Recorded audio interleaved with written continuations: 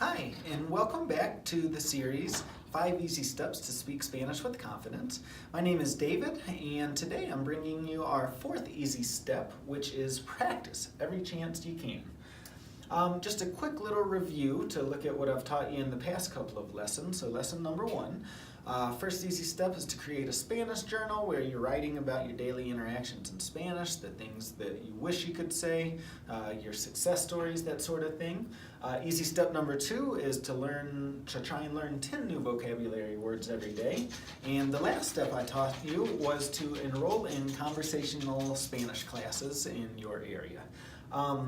Today is all about teaching you how to practice. Practice. So this is a really quick video today. I'm just going to teach you essentially how you can introduce yourself to someone in Spanish, how you can find a Spanish speaker, and some other good places that you can go to help practice your Spanish. So first and foremost, I just want to let you know, when it comes to learning how to speak a new language, keep it simple. So many people complicate the process with grammar, with verb conjugations, with rules and pronunciation activities, and learning how to speak a new language is quite complex, but it doesn't have to be. If you really just make it simple, you make it about the conversation. Part of it is our own personal confidence that we have. Listen, it's a new language. You're not going to come out speaking Spanish 100% confidently on day number 1. In fact, you're not going to really start speaking with confidence until you've tried to do it over and over again, and until you've made mistakes. You're going to make mistakes. It's all part of the process. Really, in my opinion, I think mistakes are good. I really like it when I have students in class and they're not scared to talk and they say something even if they make a mistake, because me as the teacher, that tells me what my student needs help with. If you're not making mistakes, then you don't need to be practicing and you don't need to be learning. So I want you to try and feel comfortable with feeling uncomfortable. I know it sounds weird, but if you can really get comfortable with being uncomfortable, it's going to make it stick a lot faster. Another thing, if you're here in the United States, I don't know exactly where you are that you're watching this video. We're located in Denver, Colorado. Denver really has become a bilingual city. Many cities across this country have become bilingual cities. We are surrounded by Spanish speakers. I mean, there are people that speak Spanish almost everywhere you go. So it should really be easy to find somebody to speak Spanish with. And if at this point all you know is a couple of words, hola, ¿cómo estás? Dos tacos, por favor. Una cerveza. I mean, whatever little tiny words you know, just try getting comfortable using those words, even if you're still speaking predominantly English, because you're going to see the looks that people get on their faces when they hear you speak Spanish. You're going to see the smile. That's going to be encouraging for you. I promise you, you're going to be well received. Keep it simple. Use what you know. You don't have to speak it perfectly. Now, let's talk a little bit about where you can find a Spanish speaker. As I mentioned before, if you're living here in the United States, you should be surrounded by Spanish speakers. There are now more Spanish speakers living in the United States than in the country, Spain, that the language comes from. So if you're not sure, if you know any, maybe you don't know anybody that speaks Spanish, but my suggestion would be to start asking around. A great place to ask is at work. And just go to your colleagues and say, hey, Sarah, do you know anybody that speaks Spanish? There's a very good chance Sarah's going to say, oh yes, I know somebody that speaks Spanish. So try it at work. Same thing in your family. Start to ask your parents, ask your brothers and sisters, call up your cousins. Put a notice out on Facebook, if you use Facebook or Twitter or one of those social media accounts. Put a notice up there. Hey, I'm learning Spanish. Does anybody know somebody that speaks Spanish that you can introduce me to? You can ask your neighbors. And if all else fails, go into your local Mexican restaurant, order a margarita, and ask the server, if they would be amenable to speaking with you or if they know somebody that speaks Spanish. And I can guarantee you, you're going to find somebody way faster than you might think. Now, the first step is how to get started. This is something that I learned very quickly. I moved to Latin America to learn how to speak Spanish, but I think the same methodology will work quite nicely for you here. The first thing that you have to understand is all you really need to do is know a simple introduction to be able to introduce yourself to somebody and get a conversation started. And if you do it the way that I'm going to teach you right now, it's going to work. I guarantee it's going to be very rare that somebody says no. Somebody might say no, but it'll be very rare if you do it in the right circumstance and say exactly what I'm going to tell you here. So what I used to do on a daily basis when I first arrived to Argentina, before I had friends that I could talk to, I would go out to a coffee shop, or I would go to a bar or a restaurant and just talk to the server, whoever it was there. And I would always introduce myself, starting by introducing myself. Hola, me llamo David. ¿Cómo te llamas? They would respond to that with their name. Then I would say, soy de Estados Unidos, ¿de dónde eres? Which means I'm from the United States. Where are you from? And then the last thing I would hit them with would be something along these lines. Estoy aprendiendo español. Podemos practicar. I'm learning Spanish. Can we practice? Almost everybody said yes. And the reason why this works so well is, if you can think about it here, so you're learning how to speak Spanish. You want to speak Spanish with people. You probably have a burning desire in you to go out and speak Spanish with somebody.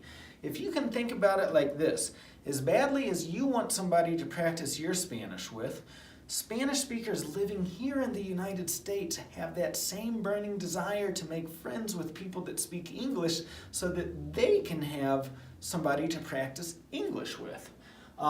Next, this is just kind of about personal, navigating people, right? When you are talking to a stranger, you're probably nervous. And guess what? That stranger is probably nervous too. As nervous you are about speaking Spanish with somebody, the English speakers are going to be that nervous about speaking English with you. Really, someone just needs to break the ice, okay? So if the reason why I like this conversation is because you're being proactive. You're not asking the person for their name. You're volunteering your name first. You're putting yourself out there. That's going to make the other person kind of drop their guard a little bit and be much more likely to engage you in a conversation. Now, the last little piece of what I want to talk to you about today are different places where you can practice the Spanish language. My favorite places are, again, all around us. We've got essentially restaurants, stores, and bars or cafes. Now, the types of conversations we have at each one of these places might be just a little bit different, but you can notice one thing is in common for restaurants, stores, and cafes, to always start by introducing yourself exactly with the introduction that I just gave you. Now, let's say you go into a restaurant, right? You go to a Mexican restaurant, you go to a Cuban restaurant, perhaps there's a good Peruvian restaurant in your city. Go in and try and practice with your server. Introduce yourself, try and ask them for recommendations in Spanish. ¿Me puede recomendar un plato, por favor? Try and order. Me gustaría una cerveza. Me gustaría el bistec. It's going to get a good positive reaction from your server. And next thing you know, you might start talking a little bit about this and a little bit about that. Stores. So if there's a store in your neighborhood, maybe at your local supermarket, there's somebody that speaks Spanish and you frequently go through the same cashier's line over and over again. Again, try and introduce yourself. Make a little small talk. Ask the person about what kind of music they like, what type of sports they're into. Maybe if it's a really beautiful day, you can comment on how nice of a day it is. If it's snowing, wow, what about all the snow? Kind of the same conversation starters we'd use in English are going to work in the Spanish language as well. Finally, and this was one of my favorite places to go and practice, because when you go to a bar or you go to a cafe, a lot of people specifically go to these places to socialize with people. Again, we're going to start with our introduction, and this is something that I always did in Argentina. In the mornings, I would go into a cafe, I would order a cup of coffee, I would scan the room, see if somebody looked like they might be amenable to a conversation, and I would offer to buy them a cup of coffee. Say, hey, te invito a un cafecito. a ver si podemos practicar. Can I offer you a cup of coffee in exchange for a little bit of practice? Same thing at a restaurant. If you go in, hey, I'd like to buy you a beer, and maybe we can kind of practice some Spanish. These are all great places to go and practice, and you know, if you're just getting started, go out there and just get practice using the 10 words that you know. If you've been speaking Spanish for 5 years, go out there and really work on trying to perfect it. These are going to be great places that are going to be very conducive to doing this. Now, to go back to kind of the icebreakers, right? And just trying to get the conversation started. Sometimes I've found this is the hardest thing. A lot of people say, well, I really want to practice Spanish, and maybe I actually even speak quite a bit of Spanish, but I'm not good at introducing myself. I'm not good at making conversation. Guess what?